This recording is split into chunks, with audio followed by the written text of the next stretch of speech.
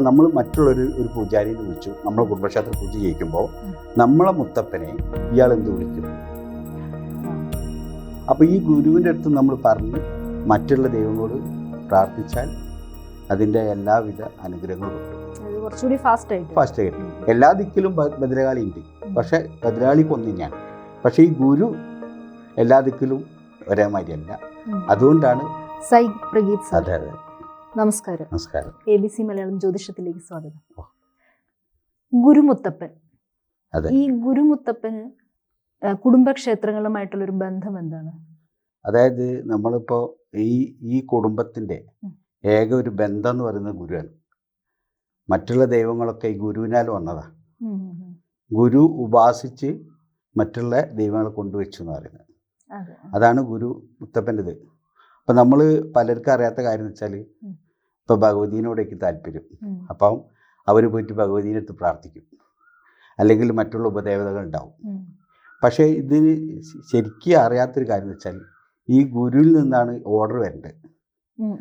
അപ്പം നമ്മൾ ആ ദൈവത്തിനോട് പ്രാർത്ഥിക്കുമ്പോൾ ഇപ്പോൾ ഭഗവതീൻ്റെ അടുത്ത് തന്നെ നമ്മളൊരു കാര്യം സാങ്ഷൻ ആണെങ്കിൽ ഈ ഗുരു ഒപ്പിടണം.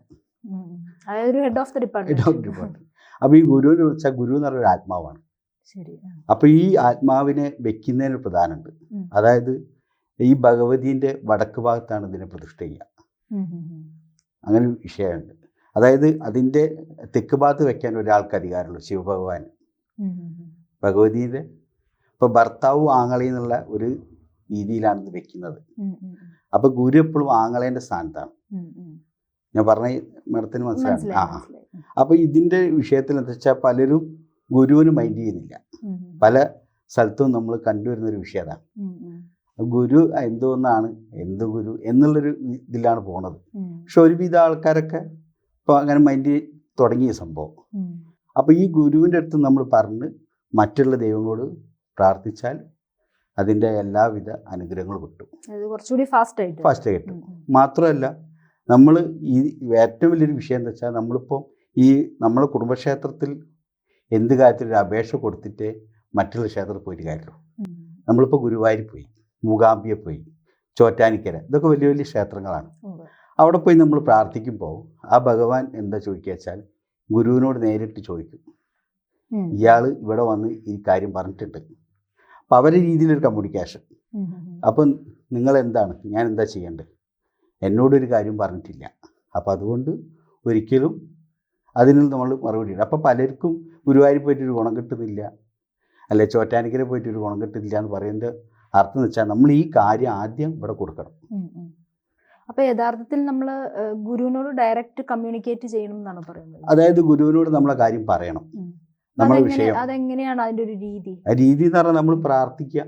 അത് പ്രാർത്ഥിക്കുക വെച്ചാൽ അതിന് നമുക്ക് ആ ദേവൻ എന്താണ് വേണ്ടത്. ഇപ്പോൾ ഈ കുടുംബക്ഷേത്ര പ്രാധാന്യം എന്ന് പറഞ്ഞാൽ എണ്ണയാണ്.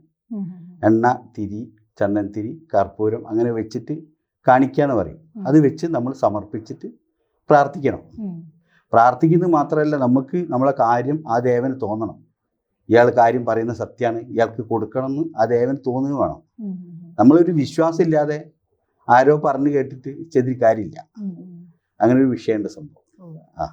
ഇപ്പോൾ ഈ ഗുരു ഏകനാണെന്ന് പറഞ്ഞു.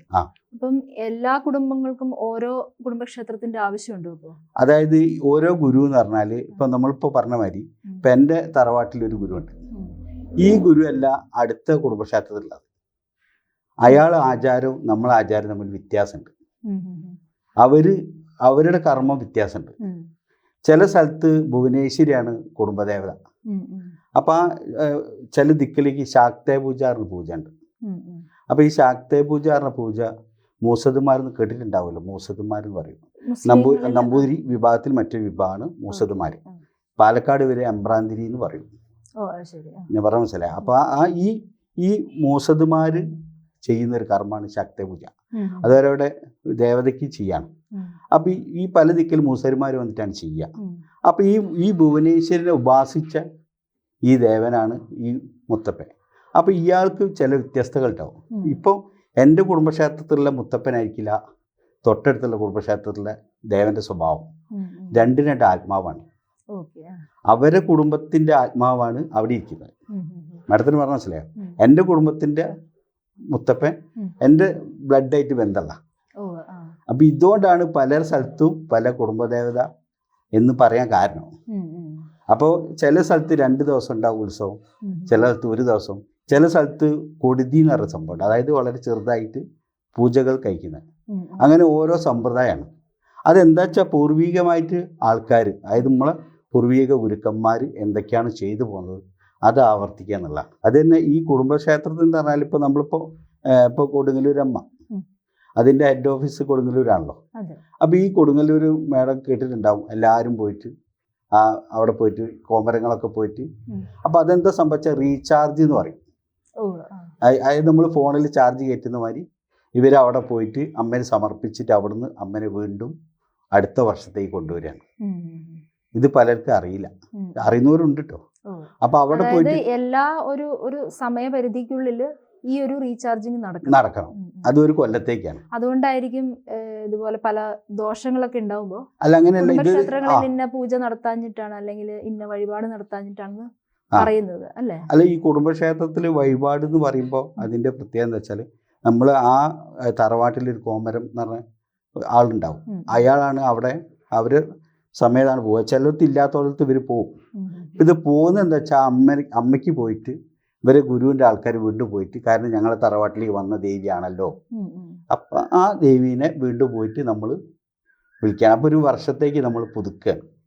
ഇങ്ങനെ പുതുക്കി പുതുക്കി പോകുന്ന സംഭവമാണ്.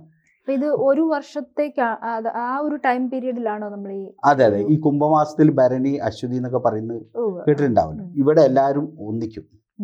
അവിടെ അമ്മേൻ്റെ മുന്നിൽ എല്ലാ ജാതിക്കാരും ഒന്നാണ്. അപ്പോൾ എല്ലാ സ്ഥലത്തേക്കും ഉള്ള ട്രാൻസ്ഫോമർ ഹെഡ് ഓഫീസ് അവിടെയാണ്, കൊടുങ്ങല്ലൂരാണ്. അപ്പോൾ മറ്റുള്ള വിധാനത്തിൽ വേറെയുണ്ട് സംഭവം. അപ്പോൾ ആ ഒരു വിഷയമാണ് ഇവിടെ നടക്കുന്നത്. ഇപ്പോൾ എല്ലാ ദിക്കിലും ഭദ്രകാളി ഉണ്ട്, പക്ഷെ ഭദ്രകാളിക്ക് ഒന്ന് തന്നെയാണ്. പക്ഷേ ഈ ഗുരു എല്ലാ ദിക്കിലും ഒരേ മാതിരിയല്ല. അതുകൊണ്ടാണ് പലർക്കും കുടുംബക്ഷേത്രം വരുന്നത്. അതായത് നമ്മളിപ്പോൾ ഈ കുടുംബദേവത എന്ന് പറയുന്നത് പല സ്ഥലത്തും, ഇപ്പോൾ പല ദിക്കിലും ചില സ്ഥലത്ത് ഈ കുടുംബദേവത പീഠം, ദാരുപീഠം എന്ന് പറയും. അങ്ങനെയാണ് ചില സ്ഥലത്ത് ഞാൻ കണ്ടിരിക്കുന്നത്.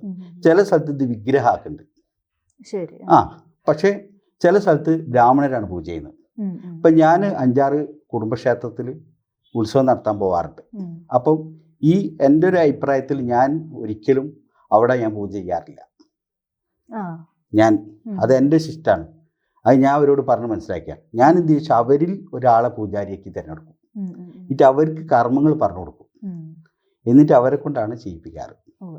അപ്പം എന്താ വെച്ചാൽ അവർക്ക് കൂടുതൽ വിശ്വാസം വരും, അവർക്ക് അതിൻ്റെതായ ഒരു സമീപനം വരും. ഇപ്പം നമ്മളെന്താ വെച്ചാൽ നമ്മളെ മക്കളെ അടുത്ത വീട്ടിലെ ഒരു സ്ത്രീനോട് നിങ്ങൾ ഭക്ഷണം കൊടുക്കുമെന്ന് പറയുന്ന മാതിരിയാണ് മറ്റുള്ളവർ കൊണ്ട് നമ്മളെ കുടുംബക്ഷേത്രത്തിൽ പൂജ ചെയ്യിപ്പിച്ചാൽ. അത് എൻ്റെ ഒരു അഭിപ്രായത്തിൽ തെറ്റാണ്. പക്ഷേ മറ്റുള്ളവർക്ക് എനിക്ക് പറയാൻ ഞാൻ ആളല്ല. അതായത് പൂജ ചെയ്യുന്നതിനുള്ള അനുഗ്രഹം ആ കുടുംബത്തിലേക്ക് തന്നെ. അതല്ല, ഇതിൽ വിഷയം എന്താ വെച്ചാൽ നമ്മൾ ഒരു പൂജാരിനെ വിളിച്ചു നമ്മളെ കുടുംബക്ഷേത്ര പൂജ ചെയ്യിക്കുമ്പോൾ നമ്മളെ മുത്തപ്പനെ ഇയാൾ എന്ത് വിളിക്കും? ചോദ്യം ഒന്നാണ്. എൻ്റെ മുത്തപ്പ എന്ന് അയാൾക്ക് വിളിക്കാൻ കഴിയില്ല. അപ്പം അയാൾ എന്ത് ചോദിച്ചോ ഇത് ശിവനായിട്ട് പൂജ ചെയ്യും. അയാൾക്ക് അതേ ചെയ്യാൻ കഴിയുള്ളൂ, ശൈവാരാധന ചെയ്യാൻ പറ്റും. അപ്പം അത് ഈ ദേവന് ഇഷ്ടപ്പെടില്ല. ഈ മുത്തപ്പൻ എന്ന് പറയുന്നത് അവനാൻ്റെ ഇതിൽപ്പെട്ട ആൾക്കാർ ചെയ്യുമ്പോൾ, തലമുറയിൽപ്പെട്ട ആൾക്കാർ ചെയ്യുമ്പോൾ അവർ സന്തോഷിക്കുള്ളൂ, അപ്പോഴേ അവിടെ പ്രസാദിക്കുള്ളൂ, അപ്പോഴേ അവിടെ അനുഗ്രഹം വരുള്ളൂ. ഇതാണ്. അതുപോലെ ഒരു സംശയം പലപ്പോഴും പറയുന്നത് കേട്ടിട്ടുള്ളതാണ്. അതായത് എന്തെങ്കിലും നമ്മുടെ ജ്യോതിഷപരമായി നോക്കി കഴിയുമ്പോൾ അതിൽ നിങ്ങളുടെ കുടുംബക്ഷേത്രത്തിൽ ഇന്ന പൂജ നടന്നിട്ടില്ല, അല്ലെ ഇത്ര കാലമായിട്ട് നടന്നിട്ടില്ല, അതുകൊണ്ടുള്ള ദോഷങ്ങളാണ് എന്ന് പറയുന്നത് കേട്ടിട്ടുണ്ട്. അതെന്തുകൊണ്ടാണ്? അല്ല, അതിന്റെ എനർജി ഡ്രെയിൻ ഔട്ട് ആയി പോകുന്നതുകൊണ്ടാണോ? അല്ല, ഈ കുടുംബക്ഷേത്രത്തിൽ എന്ന് പറഞ്ഞാൽ ഇപ്പൊ ഇവര് എന്ന് പറഞ്ഞാൽ ഒരു കുടുംബത്തിൽ 10 മെമ്പർമാരുണ്ട്, അല്ലെ 10 ആൾക്കാർ പല സ്ഥലത്തേക്കല്ല. നമ്മളിപ്പോൾ നമ്മളെ ജീവിതത്തിന്റെ ഇത് പ്രകാരം പല നാട്ടിലും പല സ്ഥലത്ത് പോയി ജീവിക്കും. ഇപ്പോൾ ഒരു കുടുംബക്ഷേത്രം ഉണ്ട് വെച്ചാൽ അതിൻ്റെ അടുത്ത് തന്നെ താമസിക്കാൻ കഴിയില്ല. ഓരോരുത്തർക്ക് ഓരോ തലയിലേത്താണ്, പല ജോബുകൾ പലതായിട്ട് പോകും. പക്ഷെ ഇവർ സമ്മേളിക്കുന്ന ഒരു ദിവസമാണ് കുടുംബക്ഷേത്രത്തിൽ ഉത്സവം എന്ന് പറയുന്നത്, അല്ല അവിടുത്തെ പ്രതിഷ്ഠാദിനം, ഒരു അവസ്ഥയാണിത്. അപ്പൊ ഈ ദിവസത്തിൽ ഇവർ ഒന്ന് ചേരുമ്പോൾ, എല്ലാവരും ചേരുമ്പോൾ ഏതെങ്കിലും ഒരു കുടുംബം എന്താ സപ്പോസ് അവിടെ പോകാൻ കഴിഞ്ഞില്ല, അപ്പോൾ അവർക്ക് അതിൻ്റെതായ ഒരു അപ്രിയം വരുന്ന, ഈ അപ്രിയം സംബന്ധിച്ചാൽ അവിടുത്തെ ദൈവവില ശപിക്കല്ല, ഇവരെ മനസ്സിൽ നിന്ന് തന്നെയാണ് നെഗറ്റീവ് എനർജി വരുന്നത്. ഓ ഞാൻ പോയില്ലല്ലോ എന്നുള്ളത്. അതാണ് അതിൻ്റെ സത്യം. അല്ലാണ്ട് ഒരു ദൈവവും ഒരാളെ ശിക്ഷിക്കൂല. നമ്മളെ പൂർവിക, നമ്മളെ കുടുംബദേവത ഒരിക്കലും ഒരാൾ, അത് തെറ്റാണ്. ആ കുടുംബദേവത നമ്മൾ അനുഗ്രഹിക്കുകയുള്ളൂ. നമ്മൾ ഇനിയിപ്പോൾ വരാൻ പറ്റില്ല, നമ്മൾ എന്താ ചെയ്യാൻ പറ്റുക വെച്ചാൽ വീട്ടിൽ നിന്ന് പ്രാർത്ഥിക്കുക. ഞങ്ങൾക്ക് വരാൻ പറ്റില്ല, അതിനുള്ളൊരു വഴികളുണ്ട്. അതായത് നമുക്കൊരു പിടി എണ്ണാപ്പണം എടുത്തിട്ട് ഉഴിഞ്ഞു വെക്കുക. എണ്ണാത്ത പണം എന്ന് പറയാം, അത് പട്ടിൽ വെച്ച് ഉഴിഞ്ഞു വെച്ചിട്ട് ഞങ്ങൾ ഇന്ന ദിവസം വന്നോളാം എന്ന് പറയുമ്പോൾ എന്താ വെച്ചാൽ അവിടെ ഒരു പോസിറ്റീവ് എനർജി വരുന്ന ബലം മനസ്സിലാവും. തീർച്ചയായിട്ടും. അല്ലാണ്ട് നമ്മളിപ്പോൾ ഇപ്പോൾ പോയില്ലല്ലോ ആ ദൈവം നമ്മളെ കോപിക്കുന്നൊക്കെ പറയുന്നുണ്ടെങ്കിൽ അത് ഏറ്റവും വലിയ തെറ്റാണ്. ഒരു ദൈവം ഒരാളെ ശിക്ഷിക്കൂല. മിക്കപ്പോഴും അങ്ങനെ തന്നെയാണ് പലരും പറഞ്ഞ് തെറ്റിദ്ധരിപ്പിക്കുന്നത്. അത് തെറ്റിദ്ധരിപ്പിക്കുന്നത് എന്താ വെച്ചാൽ അവരെ പറഞ്ഞ് പേടിപ്പിക്കാണ്. കാരണം പേടിപ്പിച്ചാലെങ്കിലും അവിടെ എത്തുമല്ലോ വിചാരിച്ചിട്ട്. ചിലർക്ക് അങ്ങനെയാണല്ലോ. ഇപ്പൊ നിങ്ങൾക്കൊരു ദോഷം ഉണ്ടാവില്ല എന്ന് ഒരാളോട് പറയുമ്പോൾ അയാളൊരു സാധാരണക്കാരാണെങ്കിൽ അയാൾ തിരിഞ്ഞു നോക്കില്ല. അങ്ങനെ എല്ലാവരും അറിഞ്ഞു കഴിഞ്ഞപ്പോൾ ആ കുടുംബക്ഷേത്രം അനാദിയായി. അപ്പൊ അതിന്റെ ദോഷം ജ്യോത്സ്യന് വരും.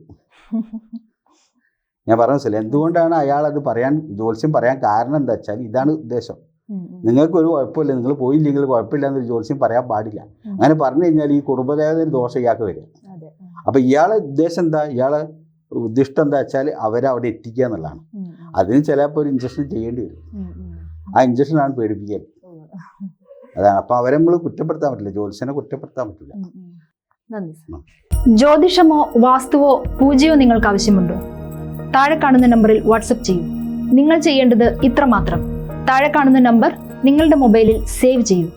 അതിനുശേഷം ഞങ്ങളുടെ നമ്പറിലേക്ക് വാട്സപ്പിലേക്ക് ഹായ് അയക്കൂ. ജ്യോതിഷ സംബന്ധമായ എല്ലാ ആവശ്യങ്ങൾക്കും ABC മലയാളം നിങ്ങളോടൊപ്പമുണ്ട്. സമ്പൂർണ്ണ ജാതകം, സാധാരണ ജാതകമല്ല, സമ്പൂർണ്ണ ജാതകം. 75 പേജുകൾ അടങ്ങുന്ന സമ്പൂർണ്ണ ജാതകം 250 രൂപയ്ക്ക് ഇനി നിങ്ങളുടെ കൈകളിലേക്ക്. അതിനായി നിങ്ങൾ ചെയ്യേണ്ടത് ഇത്രമാത്രം: താഴെ കാണുന്ന നമ്പറിൽ ബന്ധപ്പെടുക.